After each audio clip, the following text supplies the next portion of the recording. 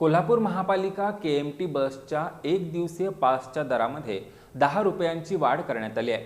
KMT प्रशासनानं आज 1 ऑगस्टपासून याची अंमलबजावणी सुरू केली आहे। मात्र नियमित तिकिटांच्या दरात कोणतीही वाढ केलेली नाही। कोल्हापूर महानगरपालिकेच्या परिवहन उपक्रमांतर्गत केएमटी प्रशासन कार्यरत आहे। या प्रशासनाच्या आस्थापना आणि दैनंदिन डिझेल खर्चात वाढ झाली आहे। त्यामुळे केएमटी बसच्या एक दिवसीय पासच्या दरात वाढ करण्याचा निर्णय प्रशासनाने घेतला होता। त्यानुसार आज 1 ऑगस्टपासून या निर्णयाची अंमलबजावणी सुरू झाली आहे। यापूर्वी या एक दिवसीय पासचा दर 40 रुपये होता। त्यात 10 रुपयांची वाढ करून आजपासून हा दर 50 रुपये करण्यात आलाय।